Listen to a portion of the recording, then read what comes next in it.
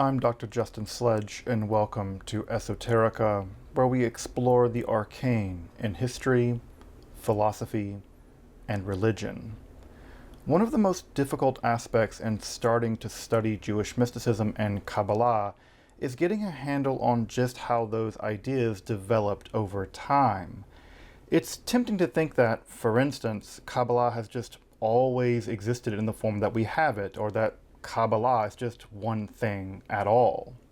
Of course, neither of these positions is really tenable. Such notions developed greatly through the ages and are still developing, and there are now and there have always been numerous mutually exclusive schools of Jewish mysticism and Kabbalah. This class is meant to serve as an introduction to Jewish mysticism and Kabbalah from the point of view of its incredibly complex development from the prophets of ancient Israel unto the rise of modern Hasidism in the 18th century. Of course, this series isn't meant to be exhaustive by any means, but only should serve as a springboard for deeper study and reflection, and hopefully it will also enable you to situate developments in Jewish mysticism and Kabbalah in their historical and cultural context, and hopefully embolden you to dive into the primary texts, which are admittedly as sublime as they are obscure. Let me express my gratitude to Congregation Techia for allowing me to use these lectures to reach a larger audience here on Esoterica.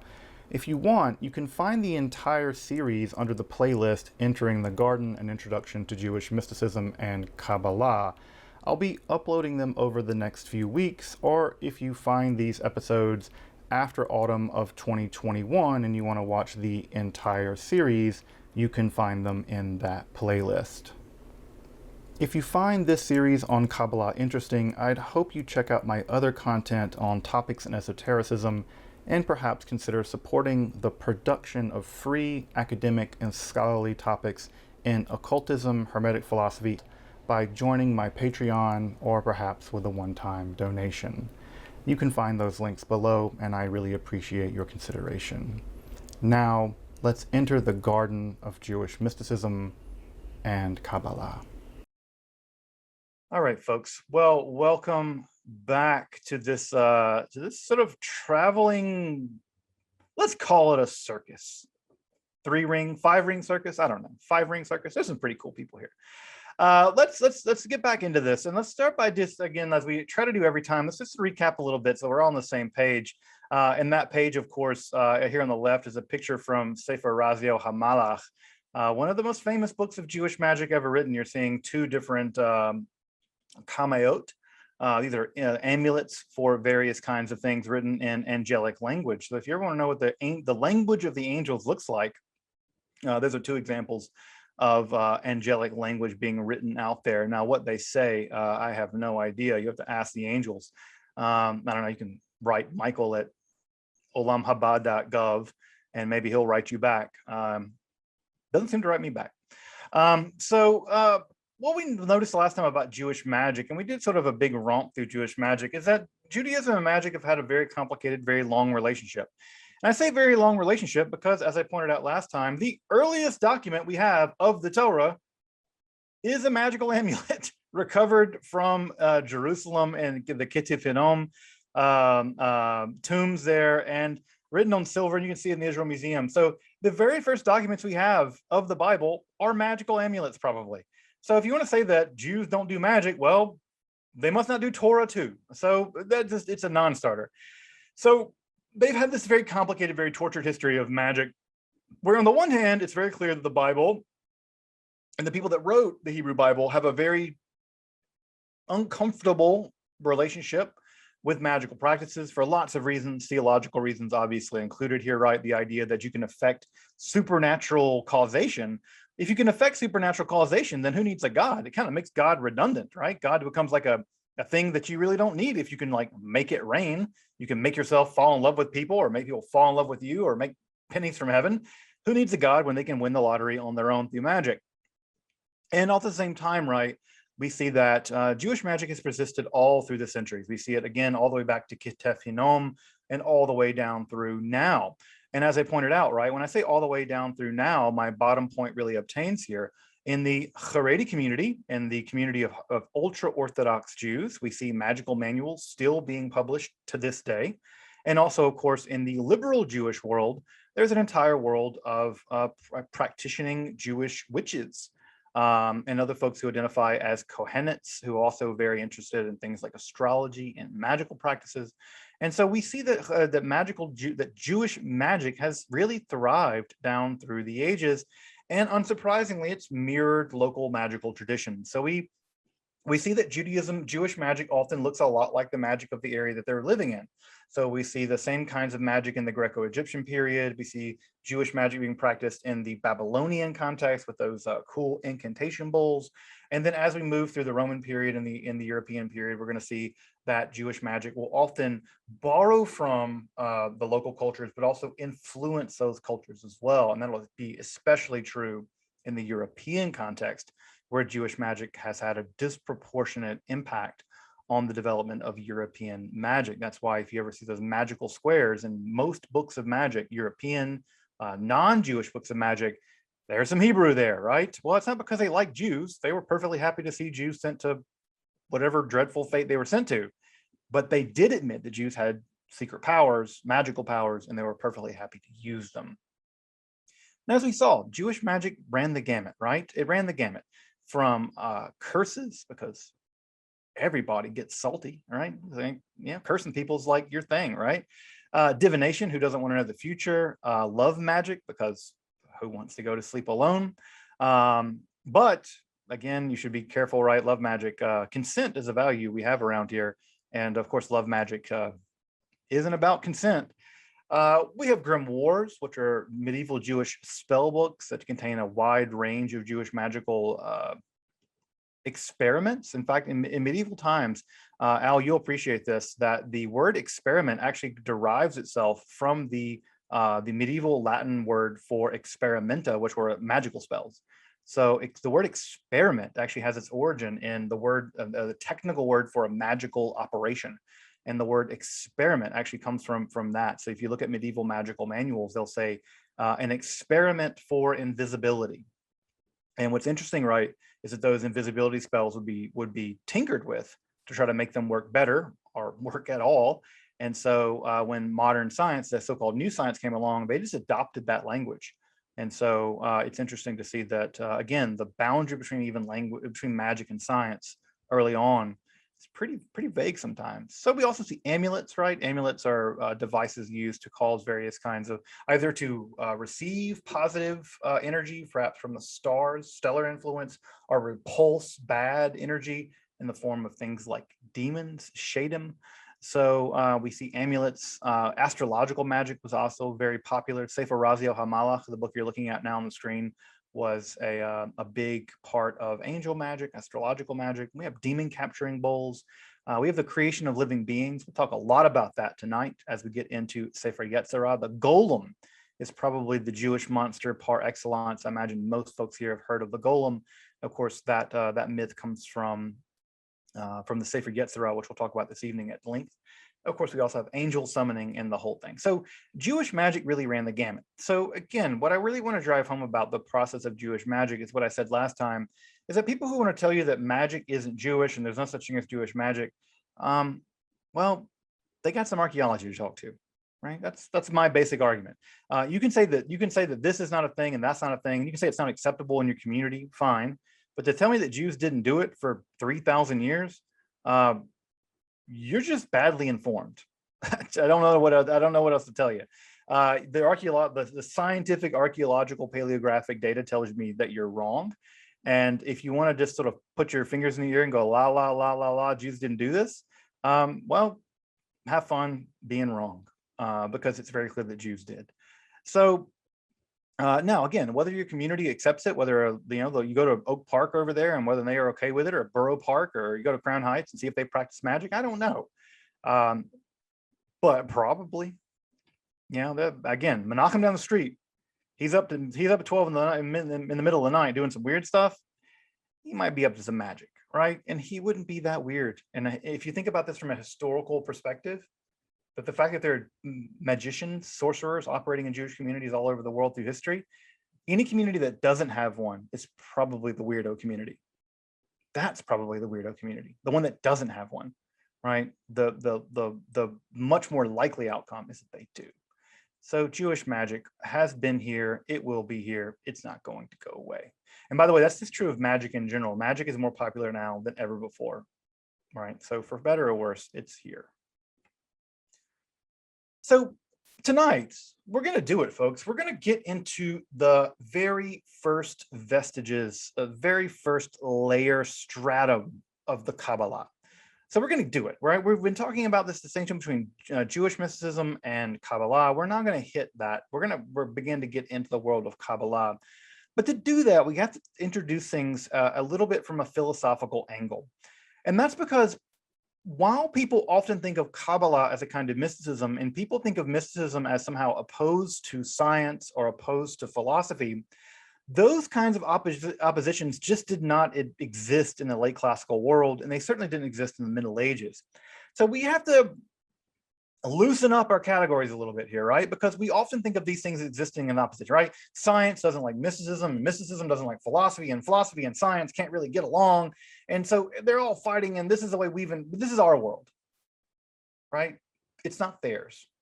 Their world is a much different world than ours. And the first thing you have to do is kind of, take your modernity hat off and put a different hat on, whatever that hat is, or wig or whatever.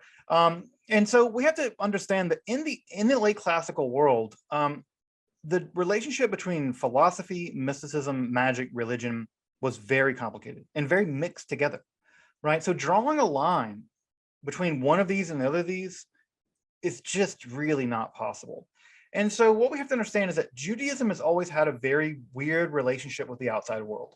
Always very weird relationship, right? Because on the one hand, Jews want to maintain their cultural, religious distinctiveness. And on the other hand, well, the outside world's kind of cool. They got Greek science, and they got like TV, and they got Xbox and all this stuff, right? So there's all kinds of things about the outside world that Jews want to admit is cool. And yet at the same time, we don't want to, the bad A word. You know what the bad A word is? Assimilate. Assimilate, right? This is the bad A word, right? So there's this idea that Jews do not want to assimilate, but they always have to some degree. And even when they don't, that not assimilation is actually a response to assimilation, right? You're never outside that logic. So ditto with the relationship between ancient late classical Jews and Greek science. Because the Greeks had a lot of stuff figured out, folks. Whether you like it or not, whether you agree with it or not, whether they were right or not, and I don't think they were, the Greek model of the world was a far better model of the world. It explained, at least at some level, why the planets did what they did, right? Greek science, Greek math, right? When you see I don't know if folks here have ever done a geometry class, right?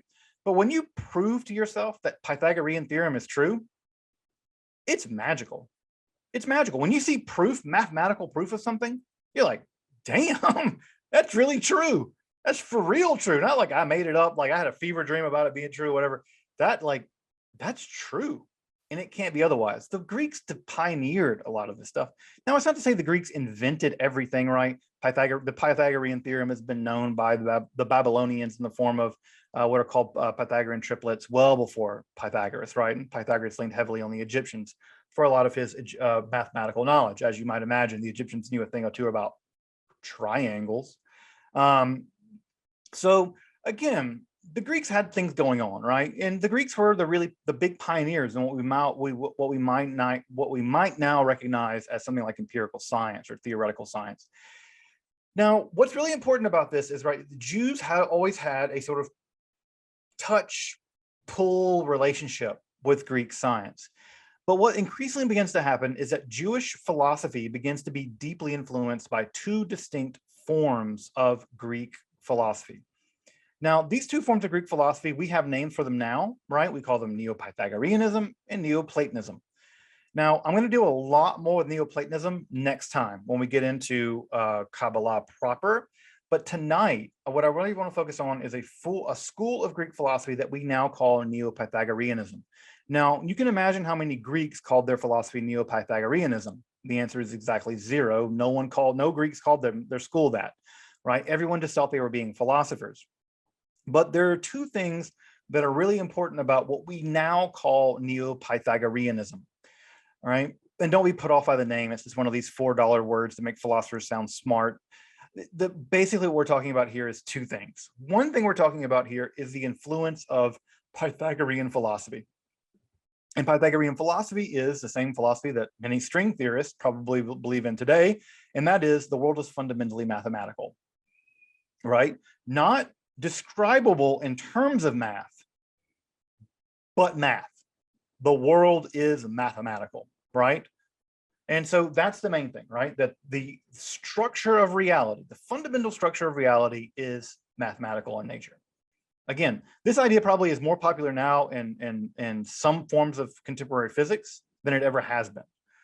The second thing that's worth noting about this is that for the Neo-Pythagoreans, the union with God was possible.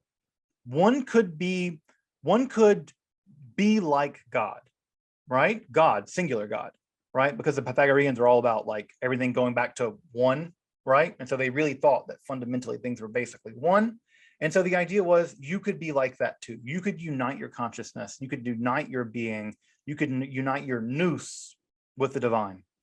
And as you can imagine, those two ideas are going to be part and parcel of a great deal of what becomes mysticism in the ancient world, and of course in the modern world as well. By the way, what the image you're seeing on the screen here is an image from a Pythagorean or Neo-Pythagorean basilica that was actually discovered in the 18th century in Rome. It's recently been reopened. I've always wanted to go there. It's perfectly preserved.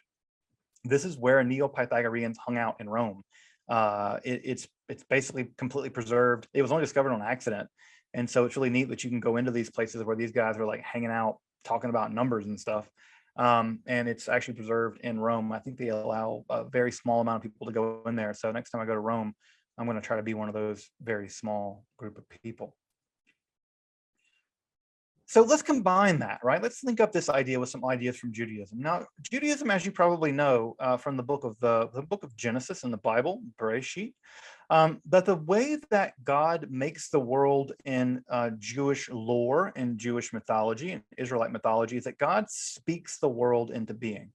That the existence is a speech act, right? God says, Yehi or, let there be light, and Vayehi or, there was light. The very act of speech causes being to come into existence. And thus, right, if God speaks Hebrew, which of course Israelites thought, Jews think that God does, that's the language of God. In fact, that's what we call Hebrew Lashon Kodesh, right? Lashon Kodesh, that it is holy language. Then the very reality of Hebrew is that Hebrew itself has magical power. It's the case that the language itself is special. It's metaphysically powerful. It's quasi-divine. Because if God speaks it, then it can't be just a bunch of random sounds, right? We make random sounds, dog, right, or whatever, right? We think of sounds as being random, but God's speech isn't random. God's speech is the opposite of random. It's ordering. Because in the ancient Israelite imagination, remember back from the first talk, that part of what goes on in the ancient Israelite mind worldview is that God is ordering the world out of chaos. For the ancient Israelites, it's chaos versus order. So what does God's speech do? It orders the universe. And this is unsurprising, right? Because grammar, if you've ever studied some grammar, if you've ever been tortured by some grammar, you know the thing that's torturous about grammar is that it's orderly. And that's what's hard about it. It's about learning the patterns and learning when there's exceptions to the patterns and why there are exceptions to patterns. It's orderly. And so language as an act of order is how God created the world. There was nothing, tohu vohu, chaos, and then God spoke and it ordered it. So Hebrew has this kind of power. And you see this very early on in Israelite, you might call it linguistics or ontology or the metaphysics of language. But there are two ways in which this plays itself out. The first, of course, is that language is magical. This is unsurprising, right? If you imagine a sorcerer, the one thing every child knows about what sorcerers say, right, is abracadabra. Well, you might think that's just nonsense gibberish, but it's not. It's Aramaic. Avara kadavra literally means in Aramaic something like, I create as I speak. Now, think about that for a minute, right? Abracadabra, avra cadavra, I create as I speak. Well, if a magician is uttering that, who are they imitating? God, because God creates through speech. So on the one hand, we have language is magical. You can do magic with language. We've already seen that with Hebrew being used in all this magical practices. But if you can speak that magical language, it's not just that you can do magical powers. You have magical powers. You are also imitatio Dei, imitating God. You're being as if a God, right? Because God can do it through language. Well, if God speaks that language and you speak that language, you are kind of being quasi-divine. And so if insofar as one can speak that language and conjure things into being, you can imitate God, but also you can become unified with God. Because in the same way that God creates through speech and you create through speech, you are imitating and being like God. This is the theological equivalent of fake it till you make it. All right, folks, this is you becoming united with God by acting like God. And by acting like God, one becomes unified with God. So you can see how this circuit is beginning to get closed, right? And how the role of Hebrew in Israelite theology and the role of Hebrew in the action of doing sort of mystical stuff, right, allows one to engage in this mystically powerful language. The image here to the left that you're seeing is from Abraham Abulafia, founder of the prophetic Kabbalah, who we'll get to in a couple of weeks. These are meditation wheels by which one can, in fact, change one's consciousness by, and by change one's consciousness, I mean, elevate one's consciousness to be unified with God via prophecy by meditating on specific words in the Hebrew alphabet. It's from a manuscript of Abraham Abulafia, not written by him, but of one of his texts. We'll get to him in a couple of weeks. The first time we see this idea of imitating God by using language to create things is in the Babylonian Talmud.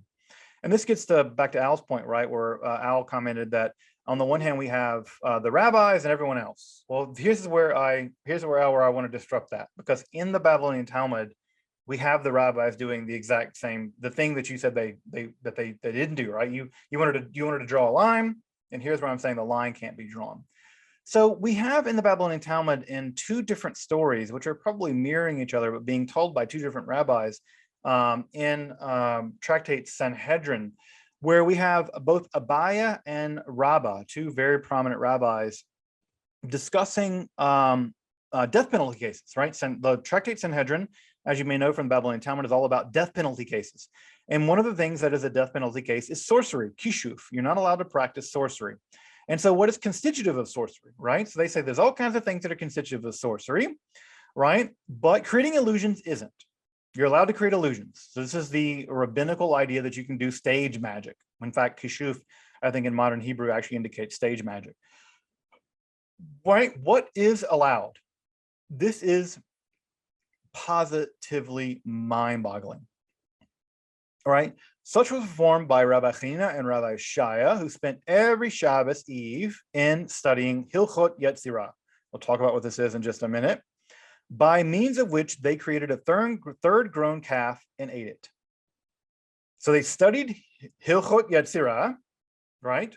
This literally means the doing of the Yetzirah, right? So if you want to have a book about the laws, like Hilchot Shabbat is how to practice Shabbat. It's the laws of Shabbat. Hilchot Yetzirah is the laws of formation, how you make something. Well, what did they do? They studied it, and on the eve of Erev Shabbos, on Shabbat Eve, they created a third grown calf and they ate it for Shabbat. They made a calf. They made one. Rabbah said, and this is even more dramatic, Rabbah said that if the righteous desired it, they could create a world. Now, this translation is hiding something. This is the translation from Sefaria, but the actual translation in the Aramaic says they could create a world, just like God. They could create an olam. Now, that is positively mind-blowing, that if you were righteous, you could create a world, right? But you have inequities, so you can't. Now, Rabbah created a man, right, and sent him to Rabbi Zerah. And Rabbi Zerah said to him, right, spoke to him and said, he received no answer, right? He was mute. And thereupon he said, you're a creature of the magicians. Actually, in Hebrew, Aramaic rather, it says you're one of the company, right? Like you're one of those guys, right? It's in Hebrew and Aramaic. And it says, go back to the dust, right? And Rabbi Chanina and Rabbi Shua said, also spent studying Sefer Yetzirah, by means of which they created a thorn-grown calf and they ate it. So in the Babylonian Talmud, again, the central work of rabbinical Judaism, there is no more important book in rabbinical Judaism, Babylonian Talmud. We have rabbis making people, making calves. So the distinction between what's magic and what's orthodox at this point has to be completely breaking down. Because I don't know about you, if I made a person, right, from dust and then sent them to you, you're going to be like, well, if it ain't magic, it'll do until magic gets here. Damn. Like, again, if making people ain't magic, I don't know what is. So what we have in the Babylonian Talmud is the idea that somehow they're studying some book, some text, and creating people. Now, again, the person's mute. There's no doubt about the fact that it's not a perfect person. They're mute, right? Which would have been thought of as a disability in the ancient world. Again, ancient ableism aside. But what we have here is an image of creation by some kind of study. Further at Berachot 55 base, we have the idea that Bezalel was chosen by God to be the architect of the Mishkan, the tabernacle. Why? Because Bezalel, and I have the story not because my Hebrew name is Bezalel, but because it's a great story, but because Bezalel knew how to join the letters by which heaven and earth were created. So again, listen to that in the Babylonian Talmud at Berachot 55 base, that Bezalel was chosen because he understood how to combine the letters by which heaven and earth were created. So already by the Talmud, we have the idea that the heavens and the earth were created, the Olam, the cosmos were created by the combination of letters. And here again at Tractate Sanhedrin 67-65 base, we have the idea that you could create if you were righteous. If you were righteous. I'm not that righteous, thank God. Now, what's this text, right? What's this text? Sefer Yetzirah is without a doubt the most enigmatic and important book of Jewish mysticism prior to the Kabbalah. There is no more important book prior to the rise of Kabbalah in terms of Jewish mysticism than Sefer Yetzirah. I'll go on to say also later, Sefer Yetzirah is canonical. It's scripture now. In the Orthodox world, you can make arguments based on it. It is a kind of Jewish scripture. We're not like the Christians. The Christian canon is basically closed. The Muslim canon is definitely closed, right? The Jewish canon, kind of, it's open. Stuff gets in, right? And from community to community, right? Things get in. And Sefer Yetzirah has certainly got in. I would consider it to be part of the Jewish canon, right along with the Bible and with the Babylonian Talmud and the Sefer Zohar, etc.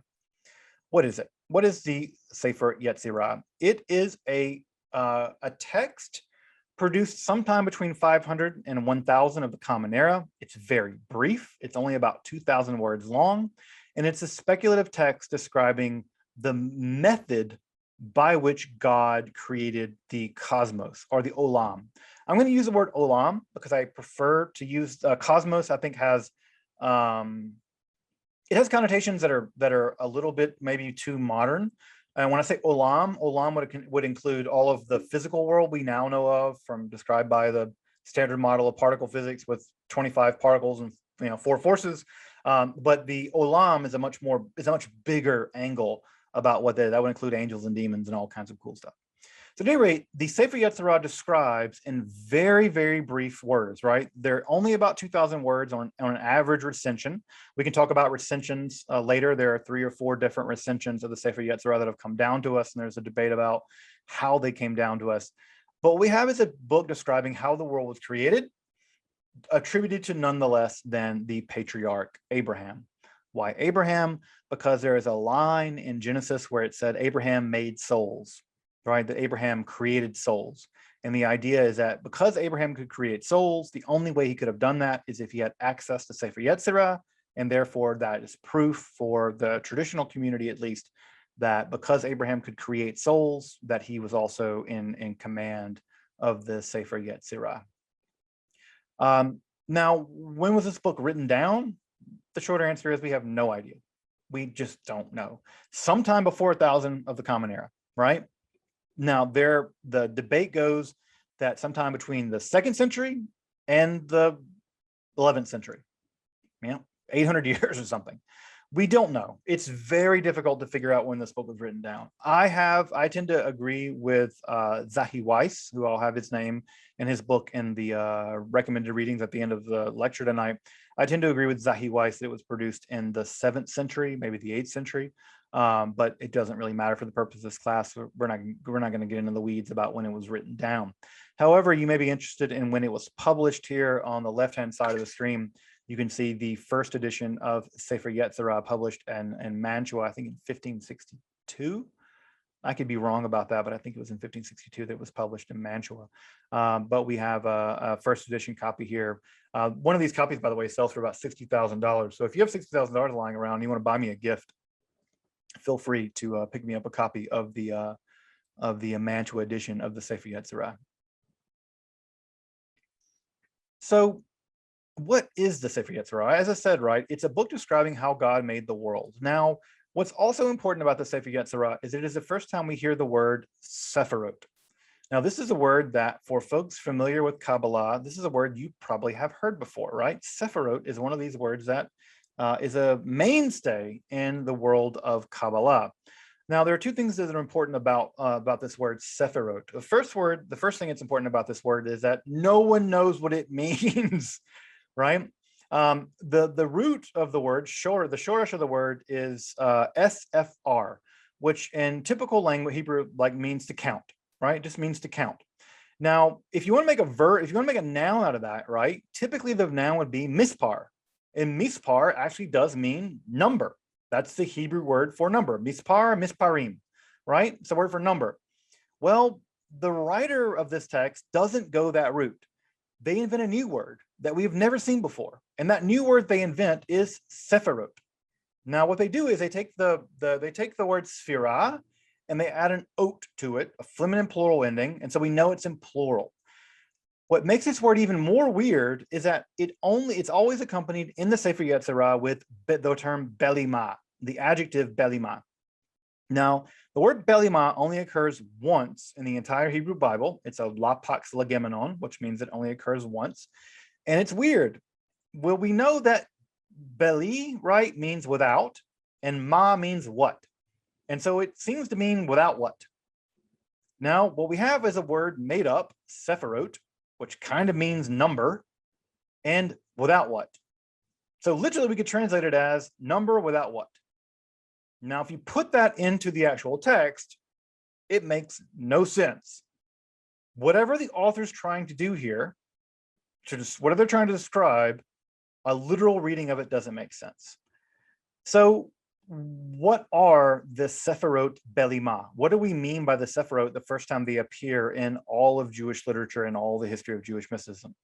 Well, the one thing that we know from Sefer Yetzirah is they are not divine emanations. Now, I know that for folks who are familiar with some Kabbalah, right, you've seen the tree of life, right, with the dots and the dots and the dots and the dots, right? And then God goes from da-da-da-da-da, from Keter to Chokhmah, Bina, da-da-da-da, Gevura, now Malchut, right? 10 things. We'll get to that later. Right? And that's the tree of life, and those are the Sefirot. Well, in the Sefer Yetzirah, it's not that. Whatever it is, it's not that. They are not divine emanations. We'll get there tonight, in a minute, but they're not that. What are they? No one knows. No one knows. The going guess, and I say guess, right? Because I really do mean guess. The going guess is that this is being influenced by Neo-Pythagoreanism. Right? Neo-Pythagoreanism. Remember, Neo-Pythagoreanism, mouthful, it's all about this number stuff, right? Remember, it's all about number being a reality. Well, one of the things we know about Pythagoreanism is that one of their sacred symbols was this thing called the tetrachus. You're seeing it on the screen here to the left. The idea of the tetrachus, right? is the idea that from one monad can give rise to two monads, right, plus, right? So these two plus one give rise to three, and these three plus one give rise to four. If you add all those together, right, you get a base 10 counting system. And from a base 10 counting system, you have basically the origins of the number system. And then from there, you have the origins of arithmetic, et cetera, et cetera. It's a geometric way of describing how numericality itself comes into existence. Now, I know that sounds really abstract. And that's because it's really abstract, right? But we know this from the Pythagorean world, right? That they also thought that there were 10 of these, right? There are 10 of these tetrachus, right? The tetrachus was a 10-node system. Well, guess what we know about the Sefirot Belima? There are 10. And the text is really clear in the Sefer Yetzirah. 10, not 9, 10, not 11. Exactly 10. I think, that what the Sefirot mean are the basic structure of a decimal counting system. That what we have here is a decimal counting system. Why? Right? Because the symbol of 10 represents completeness in the Pythagorean system. And 2, the Sefirot are also always described in relationship to the 22 letters of the Hebrew alphabet. So for the Sefer Yetzirah, the world's created by 3 things. God, obviously, right? Using the 10 Sefirot and the 22 letters of the Hebrew alphabet, combine them together, creates everything else. So you have, well, you imagine it, right? What do you have? You have all the numbers, all the letters, combine all the numbers and letters together, and you get a universe. One can imagine that the 10 Sefirot are the 10 countable things, or the base 10 system of counting, plus the 22 letters of the Hebrew alphabet. They are the palette by which God painted the world into existence. So in Sefer Yetzirah, they are not emanations of God. They are numerical structures, which when combined with the alphabet, are the substructure of reality, language and math, right? I think that's what's going on in Sefer Yetzirah. Now, if you go ask someone else, they'll give you another story. They'll give you another story, right? I think that's what's going on. And I think that I base that upon, if you read other Neo-Pythagorean literature, they make the exact same argument, right? So I think that's what's going on here. Now, what we get in Sefer Yetzirah is a description of several successive stages the universe went through, right? Just like we tell the story now, right? We have the Big Bang, the period of inflation, right? And then we have the world that we have it now. And eventually we'll have the black hole period and proton decay or whatever, right? There are successive stages of the universe. Sefer Yetzirah also describes successive stages of the universe, how they come into being. Now, we can't get into the weeds of all that tonight because we just don't have enough time to do all of that. We could spend an entire 8 weeks just on Sefer Yetzirah. But what's really important is that the mature part of the universe, right? The mature part of the Olam is governed by what the Sefer Yetzirah calls ketzivot. Ketzivot are limits, right? Limits, they're extremities. Again, that, by the way, limits, extremities, is Pythagorean language. They're translating this Pythagorean language, in my opinion, into Hebrew. And ketzivot are these kind of limits. Now, what do those limits look like, right? Well, there are fundamentally 3 dimensions, right? 3 dimensions. Well, I say 3 dimensions, right? They're actually like 6 dimensions, but this is what they are, right? So you have 2 dimensions of time, beginning and ending. We have 2 dimensions of space, right? Or 2 dimensions of, so 2 dimensions of time, 2 dimensions of space, above and below, and those include the 4 cardinal directions. So above and below, right, are the cardinal directions, and then in those, they split off into the other directions.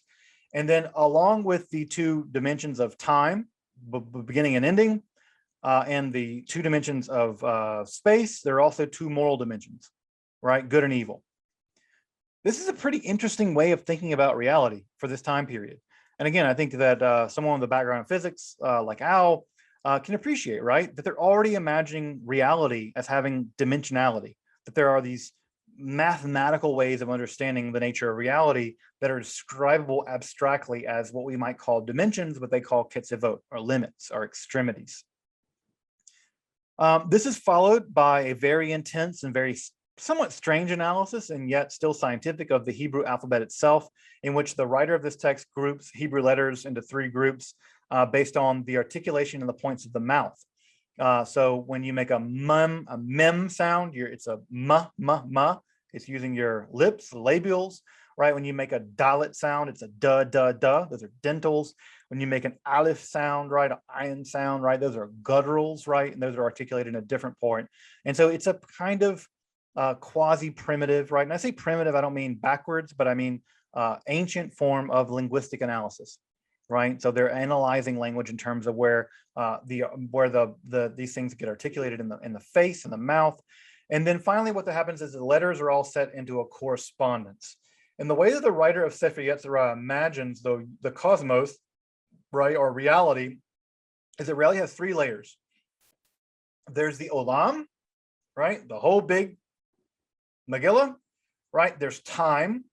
Time is the movement of the olam, right? And there's the human being.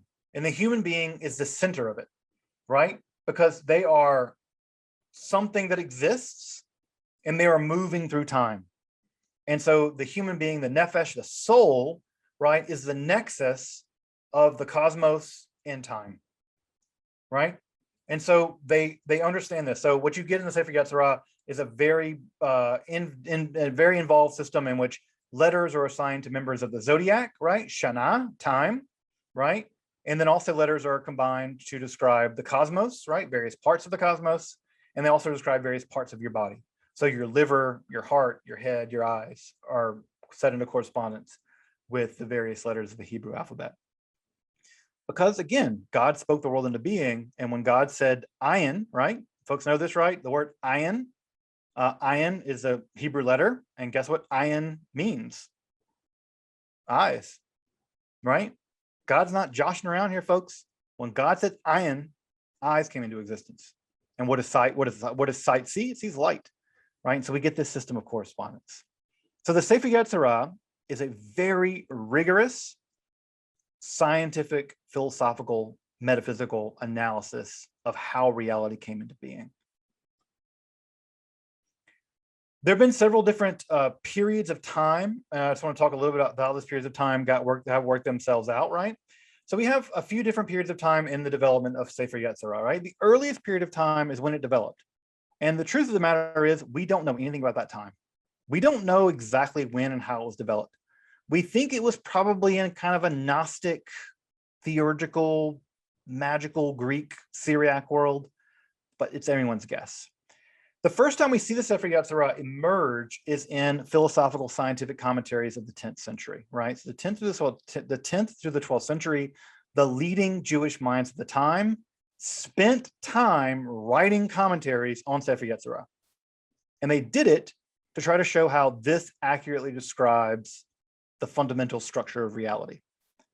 Now, again, when the Saadia Gaon, just to give an example, right? The Saadia Gaon writes a commentary on this. If the Saadia Gaon, the leading authority in all of the Jewish world at the time, feels the need to write a commentary on this, well, by God, that's scripture, right? If he takes it seriously, you bet your ass you better take it seriously, right? And it's not just him. It's Danilo, it's all kinds of people. Barzillai, lots of people. So we have these scientific commentaries of the 10th through the 12th century. And then the book becomes magicalized, because if it describes how God made the world, and if righteous people can make their own worlds, then this might be a roadmap to making our own stuff. And so it enters into its magical period, specifically in Europe with the Chassidei Ashkenaz in the 11th to 13th century, right? And then eventually it's synthesized into the Kabbalah beginning in the 13th century, and eventually it makes its way into modernity. We'll get into a little bit more of this other more recent stuff in a bit. Now, of course, the Sefer Yetzirah is most heavily associated at the level of magic with the Golem. I'm sure most folks here have heard of the Golem. I'm not going to spend a lot of time talking about the Golem, but the Golem, of course, is an artificial humanoid made from clay, animated by magical means, specifically by techniques found in the Sefer Yetzirah. The earliest descriptions for the production of a golem are found primarily in the 12th century in the commentary on the Sefer Yetzirah written by Eliezer of Worms, a German Ashkenazi rabbi. And he writes how to create a golem using various kinds of magical techniques, meditation techniques primarily, combining letters with vowels over and over and over and again in a form of mystical meditation. And one can transform clay into a human being through these mystical meditations. And so the golem becomes this sort of artificial human. Oh, by the way, the word golem actually does appear in the Hebrew Bible once, I think, to describe unformed fetus. It's actually sort of the word for fetus in the Hebrew Bible. It's an entity that's not quite human and not quite not human. It's somewhere in between. That's why, by the way, in the Hebrew Bible, that if you kill someone, you're subject to the death penalty. But if in the middle of a fight, a man hits a woman who's pregnant and it causes her to miscarry, he's not subject to the death penalty, because the thing inside her is a golem, not a person, right? So the rabbis are actually very clear about what's a person and what's not. For them, unborn people, right? Unborn entities are golems, not people. That's why there's no death penalty case in that matter, which is something I think is weird. I don't know why more fundamentalist Christians and people don't really. Yeah, they're all about reading the Bible. We'll read the damn thing. Yeah, be about it. Don't talk about it. Be about it. Read the damn thing. So at any rate, the golem, right, is how this idea came about, right? Because if God can make things and I can make things, well, I can use speech to make things too. And the golem becomes the quintessential legend for this. Now, you probably heard of the Golem of Prague, just as a myth-busting thing to ruin your night. The Golem of Prague was invented by a 19th century German writer, a non-Jewish German writer, and ascribed the whole idea to the Maharal of Prague. The Maharal of Prague never made a golem. There was no golem legends prior to the 19th century in Prague. Now, don't go shouting that very loudly if you go to Prague, because they'll like throw you out of a window. That's, Prague hospitality, because they make a lot of money on tourism on the whole golem thing. But the Maharal of Prague never made a golem, never was interested in golems. If you read the Maharal of Prague's actual writings, he would have been very opposed to things like that. He was a pretty 10 and 2 by the book kind of legalist, actually. So that entire legend was invented in some ways by whole cloth. Although the Golem movie is very important. What's also interesting about the Golem movie, I'll just mention here just briefly, is that the Golem movie as we have it is actually a prequel. It's a prequel. The original Golem movie and the sequel have both been lost. They're lost movies, sadly. So if you ever go see the Golem movie that we have is a prequel to a movie that's been lost. And the sequel, which we also know was made, has also been lost. So these are two of these movies that, a lot of, as you may know, a lot of film back in the day was printed on things like nitrocellulose or whatever, like really, really combustible film. And, even a spark could burn the whole thing down. And so a lot of these movies were lost. So if you ever see the Golem, just know that you're watching a prequel to a movie that was very popular that's been lost now. So the invention of an artificial humanoid. And further, like the last thing I'll say about Sefer Yetzirah is that dozens of commentaries on this little book have been written in the centuries since it's been written. Sefer Yetzirah is probably the single most commented book after the Bible and the I should be careful what I say about that. There are dozens of commentaries, I will say that, on Sefer Yetzirah, and the standard edition has at least 12 commentaries attached to it. And so the Sefer Yetzirah in the traditional Jewish world is a highly, highly, highly commented upon book. And it is, in fact, to this day, I think would say it is a canonical book of Jewish scripture. As we get into Europe, right? As we get into Europe in the world of the Ashkenaz, and we're going to run a little over tonight, but I hope it's okay. I won't try to go too far over. As we get into Europe, we get into the world of the Ashkenaz. We've been in the Middle East for a while, right? We've been in ancient Israel, ancient Palestine. We've been in the ancient Egypt. We've been in ancient Mesopotamia. The focus begins to shift beginning in the period of the 10th and 11th centuries. That has a lot to do with what's going on in the Middle East with things like the Mongol invasions and some kind of crackdowns, at least at some level, in terms of things get a little stricter in the Islamic world. And so the intellectual centers begin to shift to traditional Jewish parts of the world in Europe, Ashkenaz being one of them. Now, people have these bizarre ideas that all of European Jews are descendants of Khazars that converted in the 9th century or something, and that all European Jews are not really Jews. And there's all the kind of bizarre anti-Semitic conspiracy theories. Jews have been in Europe for thousands of years, right? because Jews have been traveling with the Romans the entire time, and wherever the Romans established trade places, Jews went. Like lots of people went. Greeks went, right? People forget that, like that. I don't know, Massalia, Marseille, on the very south coast of France, was a Greek colony, right? Set there to do trade. So trade and movement of populations has happened all through the Roman world. People forget that one of the capitals of the Roman Empire was Trier in Germany, right? That blows people's mind, but Constantine the Great was born in Trier, in what is now Germany, this birthplace of Karl Marx, of all people. So Jews have been in Europe for centuries. Now, what goes online, right, is that beginning in this period, right, Jews become to the forefront of learning and other kinds of things, not just trade. And in Ashkenaz, around the turn of the millennium, maybe a couple hundred years after the turn of the millennium of 1000 Common Era, we have a very weird esoteric theology develop that is called the unique cherub circle. And the unique cherub circle introduced the idea that God and the world can't be directly connected. Why? Well, it's simple philosophy. If God is infinite and the world is finite, then the distance between the infinite and the finite is always going to be infinite. That's a theological problem. So what do? You need something to link the worlds. You need a bridge, something that's quasi-finite and something that's kind of quasi-infinite.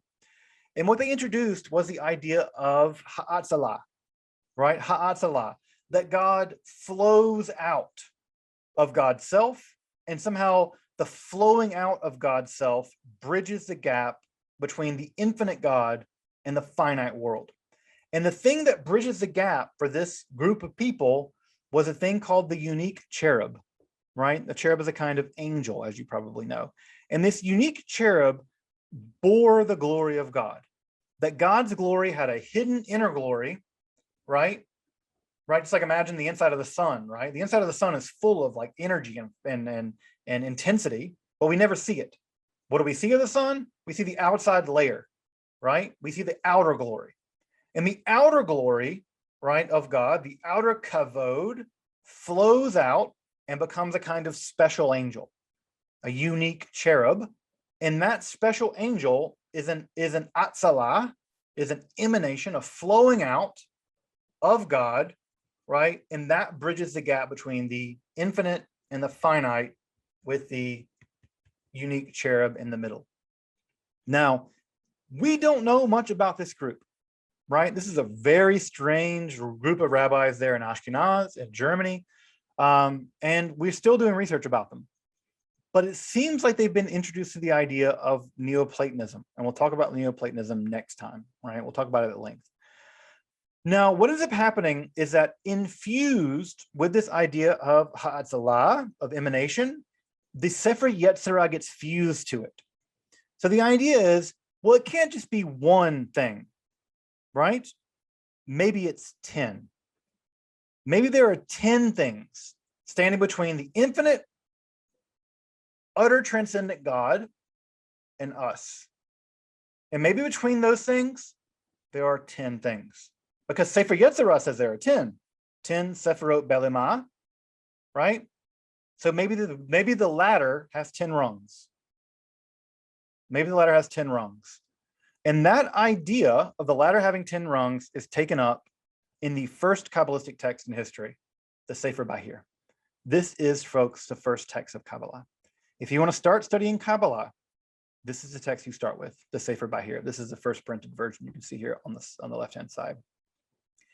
This is a midrash, right? Midrashim are texts in which the Bible is used as a stepping stone or a diving board, better, right? To riff, right? Like folks here like jazz, right? If you like jazz, right?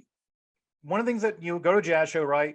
You know, Coltrane might start a riff, right? And then Monk might pick up, right? With the drums.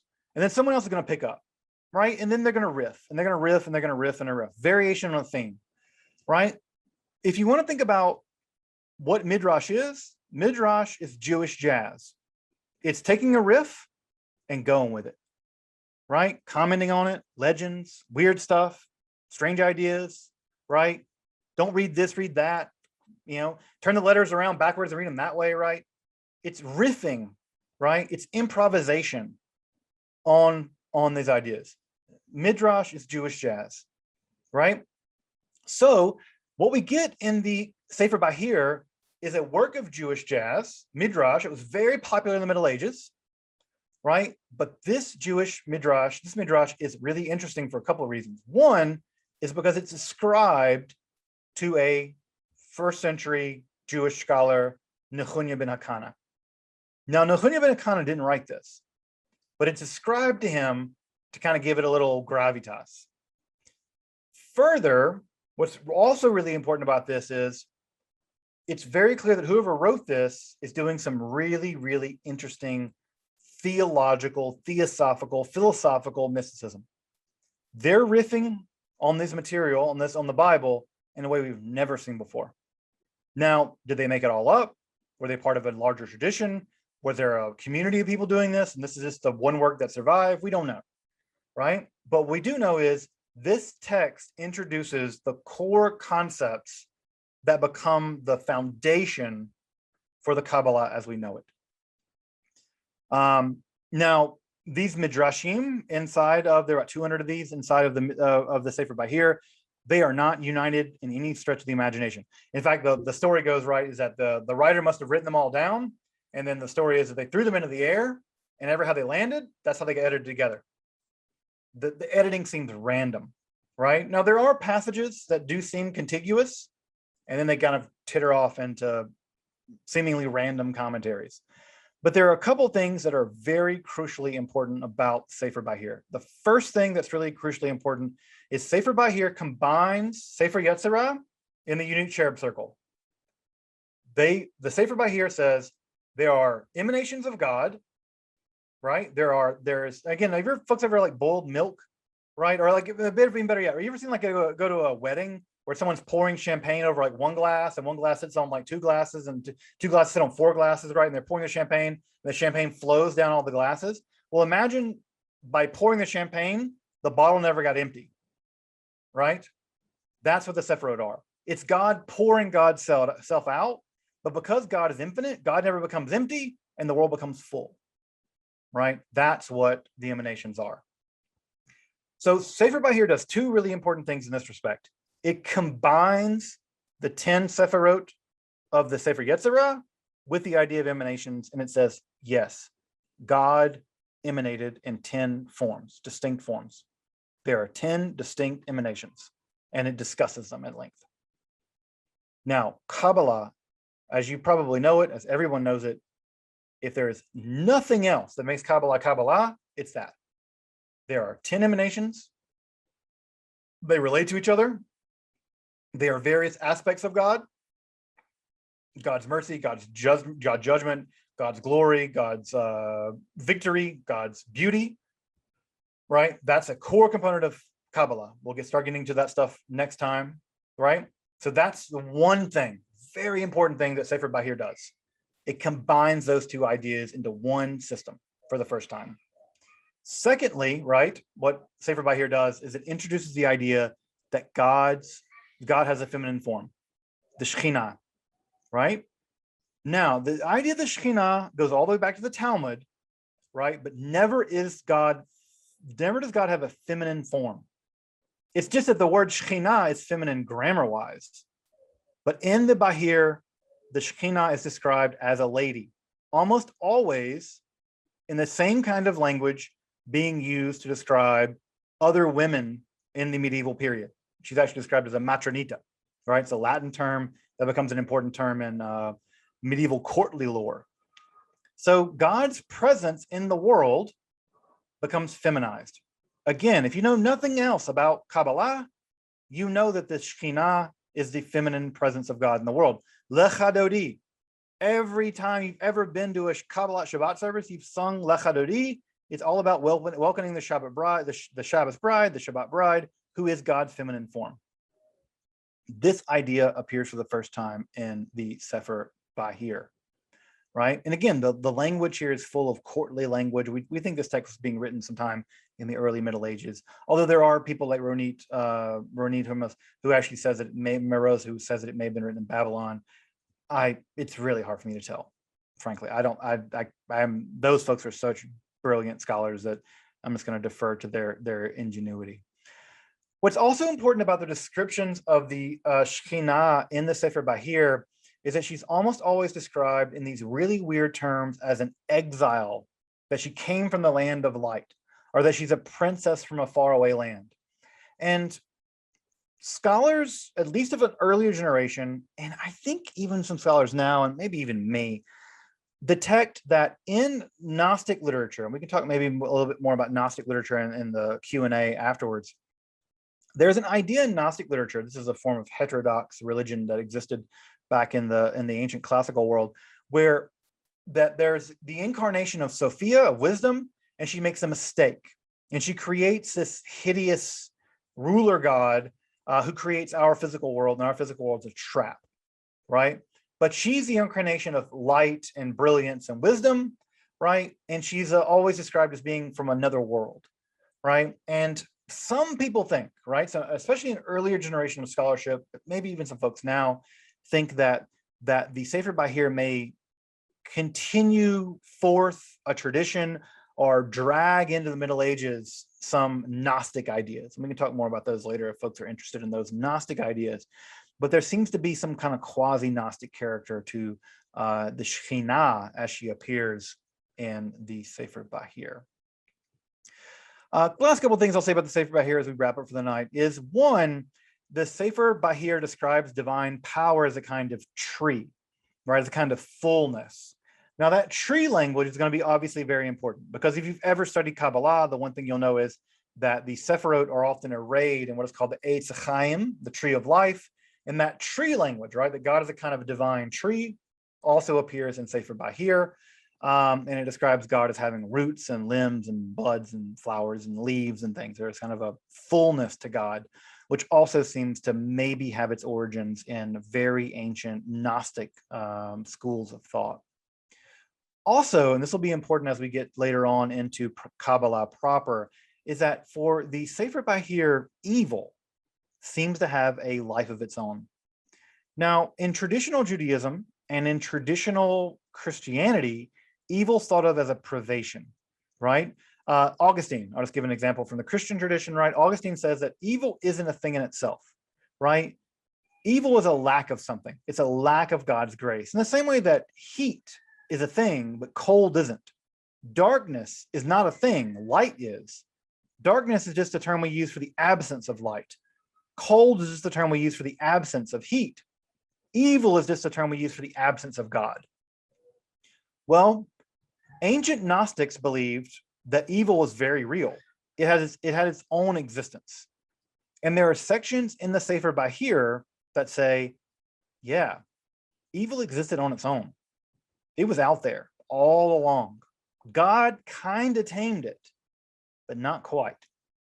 And what we'll see, and when we get into Proto-Kabbalah next time, is that evil is going to be one of the overwhelmingly interesting things on the part of the Kabbalists. Where did evil come from? Because, as you might imagine, Jews living in Europe in the 13th century are going to deal with a lot of evil. And they're going to be very interested in where evil comes from. And the image that the traditional Kabbalists will use is the very image you're seeing here on the left, that evil is the sparks thrown off the anvil as God created the world, right? Just as when you create a knife, you have to pound the steel. And as you pound the steel, it throws off dross. Well, when God made the world, it threw off dross. And that dross for the early Kabbalists is evil. And it's always been here. It's always been here. And that image of the blacksmith hammering at the anvil will be an image we'll see repeatedly when we get into Kabbalah. Well, folks, we are there. We have now crossed the threshold from the Merkava Hechalot world. We are now into the world of what we might call the Proto-Kabbalah. Now, what I want to just reinforce as we wrap up for the night is that the Kabbalah was not born all at once. As you can see, these ideas are developing. We have the Sefirot from the Sefer Yetzirah. We have the emanation sequence from the unique cherub circle. We have it synthesized by the Sefer Bahir. We're going to see that later texts further synthesize ideas from the Sefer Bahir. Kabbalah is a development. It's a development. So it's really important to understand that when people talk about the Kabbalah, they're not quite right. What we should talk about is Kabbalistic development and then schools of Kabbalah, right? And as we'll see, we'll get into this later on. As we get into Kabbalah, we'll see this a lot more clearly. Well, finally, I just want to point to some additional reading. I know that folks love to do, folks like to get into this stuff. And I know that literature on the Kabbalah can be a mire, right? It can either be really, really technically sophisticated and you have to learn to read 15 languages to figure this stuff out, or it can be like a lot of hooey stuff that people just make up out of their mind. But these texts are all really solid. I mentioned earlier, right, that Zahi Weiss, I think, has written, I think for me, one of the best arguments for the early history and development of the Kabbalah. So if you really want to get into the weeds of how Kabbalah, of how Sefer Yetzirah, rather, how Sefer Yetzirah developed, I think Zahi Weiss has a really great argument, in my opinion. The Peter Heyman text is the standard edition now, critical edition of the Kabbalah. You're going to need to ILL that one because it costs like $800. So you're not going to get it from a university library, but it is the standard analysis of the Sefer Yetzirah. The Aryeh Kaplan, which is the standard one you get on Amazon, it's okay. He analyzes the Sefer Yetzirah from a Lurianic Kabbalistic perspective, which isn't bad or anything, but I think it distorts the text in a way that I find to be confusing, especially to people who've never encountered the text before. In the standard religious version of the Sefer Yetzirah, the best religious version, if you want to read a religious version with a bunch of commentaries, is the Sefer Yetzirah Hashalem, that's published by Harav Moshe Tzuriel. You can get that at I can give you folks a link if you want to buy that, but you'll need to be able to read Hebrew and stuff for that one. It's only in Hebrew. So if you want a copy of that one, I can send you a link to it if you like. And for Sefer Bahir, Joseph Don has a really great book on both the early Kabbalah and the unique cherub circle. That unique cherub circle book also is in ILL. It's very expensive. And we'll get to the books of contemplation here next week. And also Aryeh Kaplan has a nice version of the Sefer HaBahir that again comes with the same caveats, right? He's a Lurianic Kabbalist, and he brings a specific Lurianic interpretation to the text that, again, it can be confusing. I'm not opposed to Kabbalists doing Kabbalah. I mean, Kabbalists should do Kabbalah. That's their bag. But I think that often when beginner people pick it up, it's like, oh, this is what it means. And I'm like, yeah, not really. It's not quite that. It's more complicated than that. So again, I don't want to fault a Kabbalist for being a Kabbalist, but it's not academic, right? It's not an academic text. But it is easily accessible and widely available online. Well, folks, next week, we turn to the early Kabbalah. We're going to be looking at some developments in southern France and Spain. We're going to be looking at how the earliest strata of Kabbalah developed. And then after that, we turn to the most monumental text in all of Jewish mystical history, and that's going to be the Sefer Zohar, right? The Book of Illumination. My child is named Zohar. If you want to get an idea about how important this book is to me and mine, I got a kid named Zohar. So I take it pretty seriously. And so we'll get to the Sefer Zohar the time after next. But next time we'll be dealing with developments, philosophical, mystical developments in the earliest stages of Kabbalah in Europe, in the very earliest stages of Kabbalah at all.